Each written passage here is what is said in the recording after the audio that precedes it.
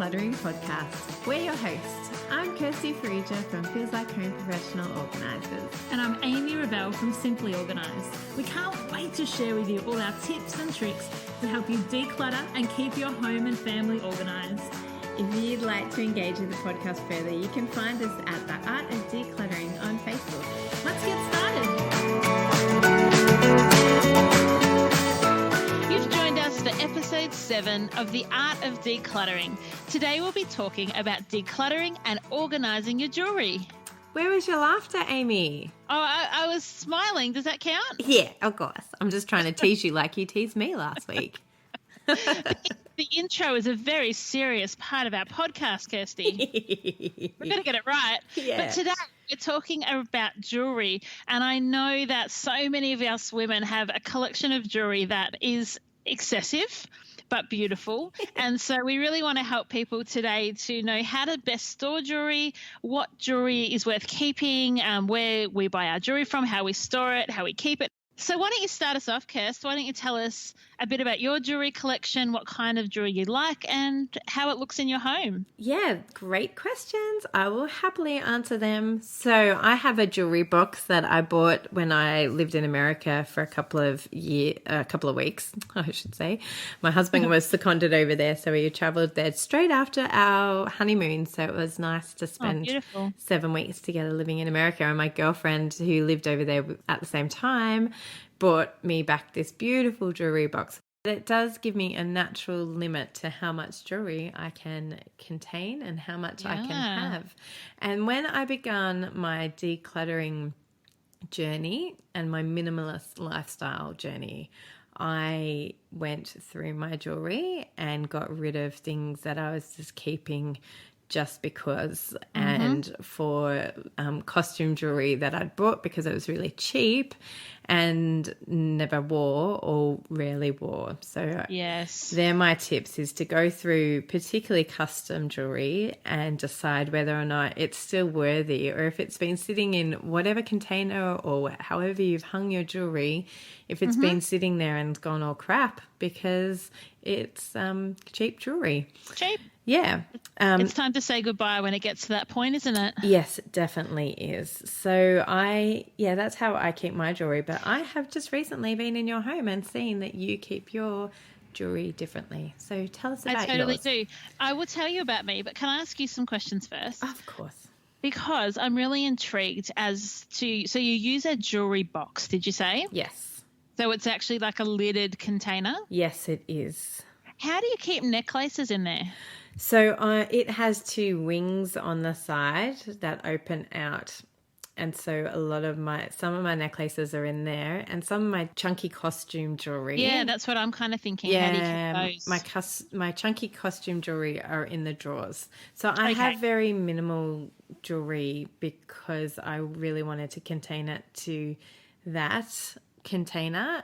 But I just got for Mother's Day from my precious children from the school Mother's Day stall. Oh, dear. No. Oh, dear. No. Brace yourself, listeners. It's a school Mother's Day stall gift. Is it a padded coat hanger? No. Is it a soap in the shape of a face washer? No. Come back to jewellery. Think about what could be a jewellery gift. It's actually a really good Mother's Day present. A jewellery tree? It's not a jewellery tree. You're getting warmer. What about one of those ones that you like hang up in the wardrobe, like a coat hanger jewellery thing? No, now you're getting colder.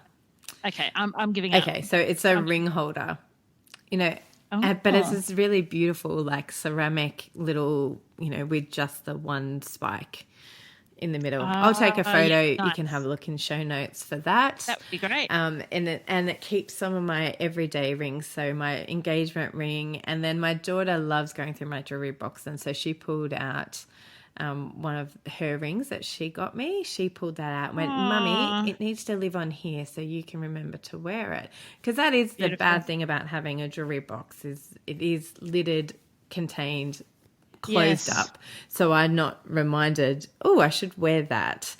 But in the ring holder, it's got a base, so I have got a few of my everyday items scattered around the ring. So I've got everyday earrings and a necklace that fit in the base of the ring holder.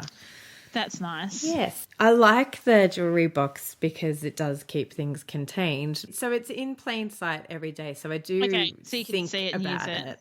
I'm just not a huge jewelry wearing person. I wear my earrings and my engagement ring and my wedding ring, and then when I go out special places, or if I am wearing a plain top, I'll often not in winter at the moment I'm just wearing scarves all the time, but in summer Scarves are the best. in summer I'll often wear a necklace. So that's my jewelry keeping And stuff.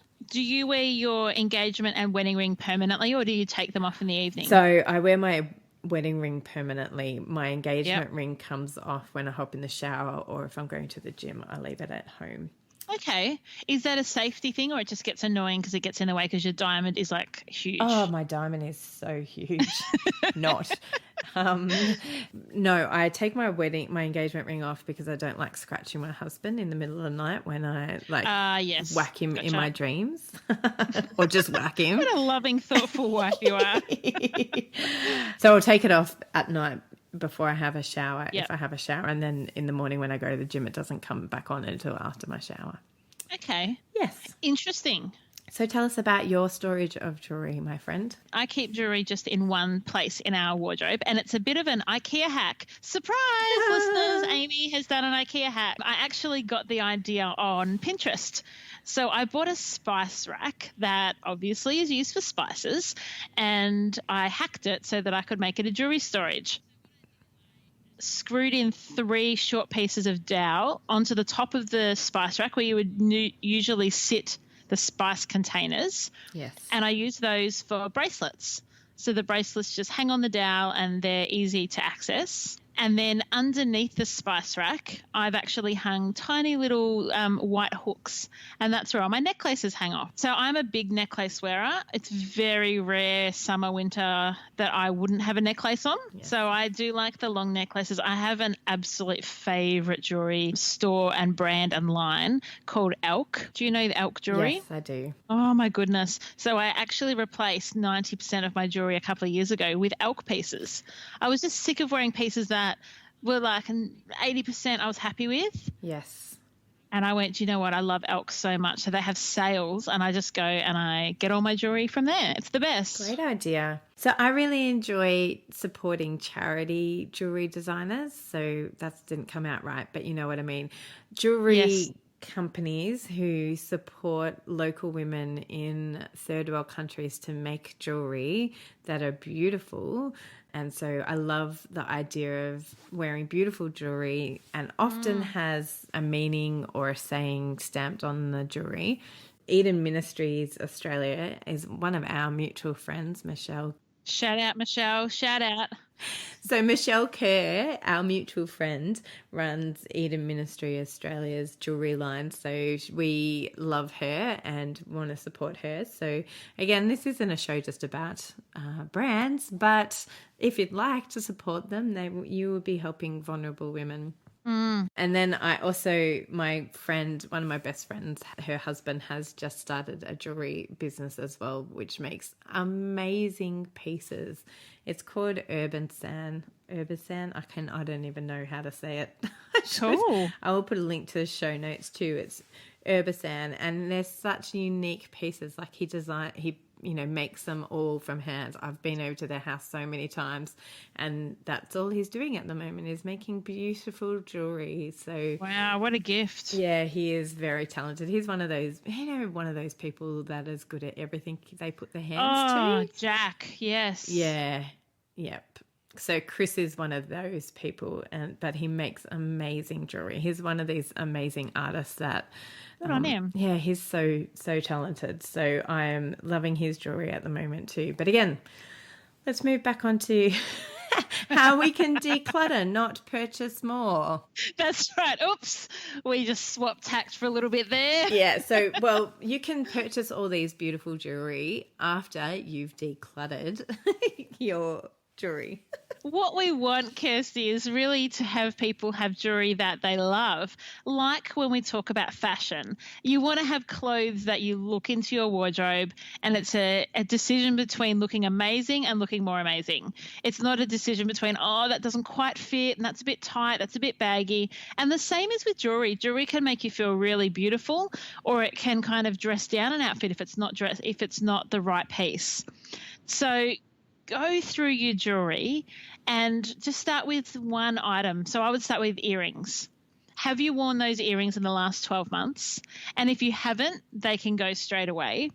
And then if there are earrings in there that you've worn but you're not really in love with, or they don't kind of sit nicely, you feel like you're irritated by them, let them go straight away, because you don't want to be distracted by jewelry.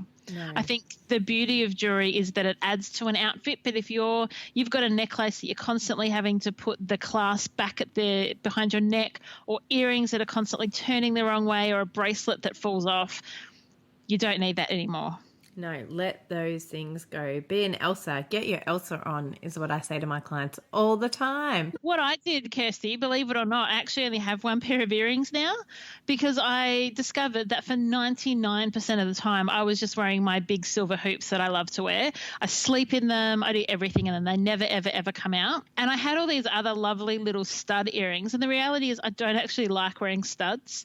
Then they were beautiful designs, but they just didn't suit my style. So I got rid of everything bar the pair in my ears. That's fantastic for you. I have a little more than that. I don't wear bracelets or bangles very much at all. So I love earrings and I love necklaces, but I'm still fairly minimalist in my jewelry approach, and I'm still fairly boring day to day. Another tip that my stylist friend has given me, and I've seen you do it too, is to get clothes and put the jewelry on the clothes as well to make sure it looks good with an outfit. You tell us what you do in your wardrobe. So we've got a little hook. I've got a little hook. So I've got this hook, $2 hook from you know where, and it's up in my wardrobe. We know where, don't we? It's up in my wardrobe, and what you can do is hang a coat hanger on it. So if you want to look at an outfit, and then you can actually see the jewelry and place the jewelry on top of that as well. So it's just, a really simple way that I can stand back and decide what jewelry goes with what when I need it to. Perfect. Very simple, but it works. Yeah, so my friend Jules often says to me when she's come back from clients that, we went through their wardrobe and all they really needed was this red necklace.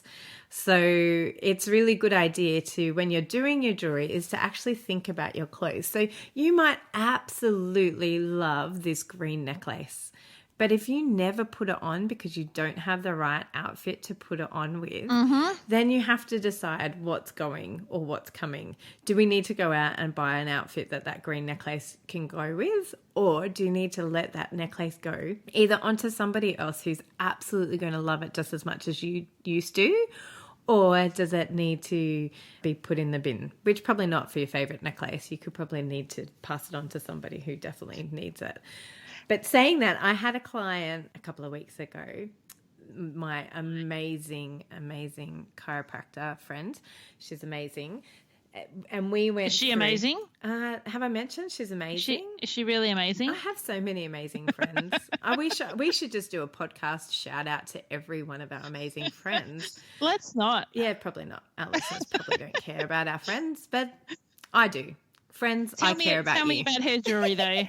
She had it spread across 3 or 4 different places.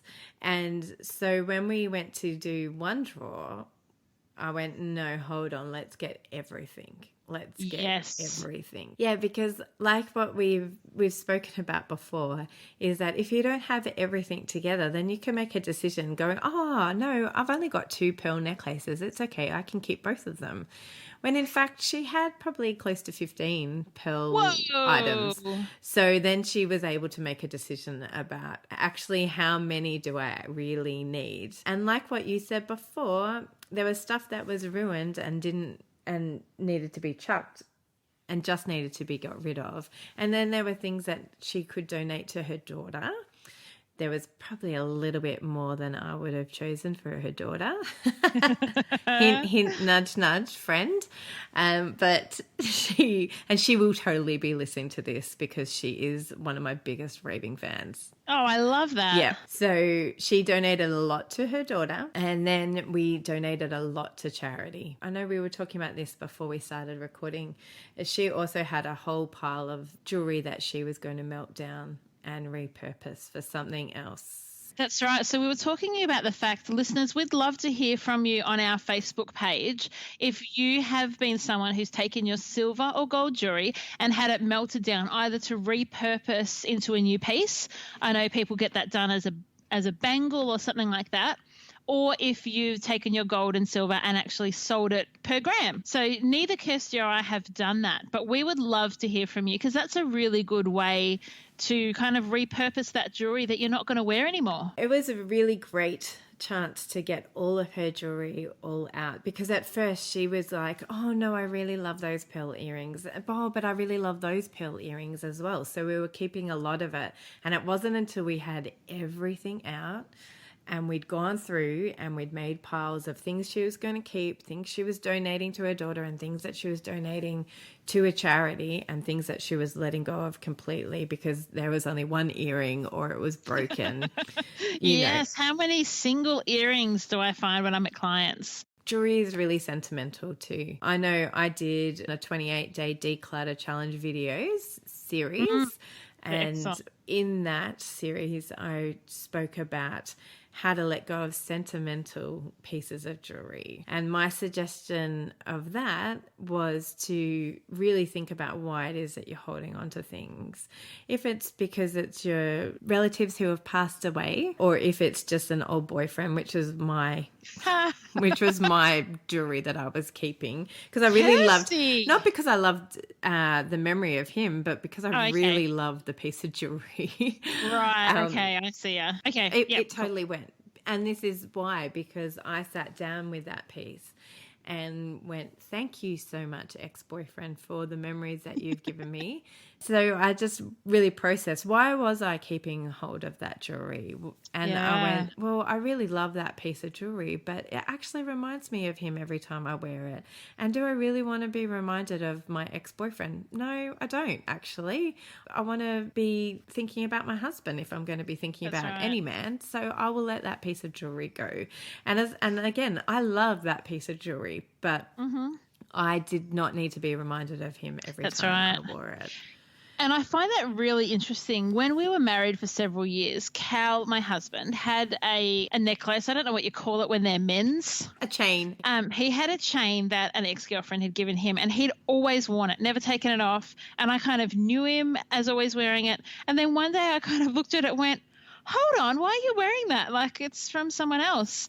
And I said, if you still want to wear a piece of jewelry that looks like that, I'm going to go buy you one from me. Like, I was really precious about it, and he thought it was a bit funny and obliged lovingly. But I think you're right, Kirsty. It's not about the piece anymore. It's actually about the memory and moving on from that and not being reminded or not having to think, oh, that's who I got it from. So as much as we're minimalist, I think we're going to make a call today that it's okay to get rid of jewelry that you love just to stop it reminding you of someone you don't. Oh, totally. But also going back to sentimental items that are from family members, I would really like to get you, not you, Amy, our listeners, to really question how much of the jewelry do you need to keep? And this is a really delicate and sensitive topic because, you know, if your loved ones have passed on, they're precious memories. We need to be housing the memories of our family members in us and in stories that we tell to our children and our sisters and brothers and extended family members who are part of that family. We need to be sharing stories and telling stories. And so if you have got limited family members, how do I say this? So if you've got heaps of jewelry from your mother who has passed on or your grandmother who has passed on, and there isn't very many extended family, I would be really questioning how much of your mother's jewelry do you have to keep, because you are your memory keeper of your mum, And jewelry is really sentimental and really precious and really beautiful. But how much of it do you actually need to keep? Could you just keep her wedding ring, or like, could you just keep a few precious items? And then saying that if you do have a large extended family, can you share some of those pieces with that extended family? Yeah. And then therefore you don't have to house all of that. You don't have to find space in your home to house a large quantity of precious jewelry that has great sentimental value to you. Listeners, we give you freedom that you don't have to be the keeper of all keepsakes for your family. We give you the freedom. Let it go. Let it go. And also keep it. Or display it. Display it. Oh, there we go. Yeah. Display it. Keep it. Wear it. Wear it. Wear it. Like, if it's beautiful enough to keep, then it's beautiful enough to put on your hand or your neck every once in a while. And if you don't want to wear it, you can still display it. You might put it in a beautiful frame and have it displayed. So don't feel like, oh, it's not my color, it's not my stone, etc., can stop you from actually enjoying it and displaying it.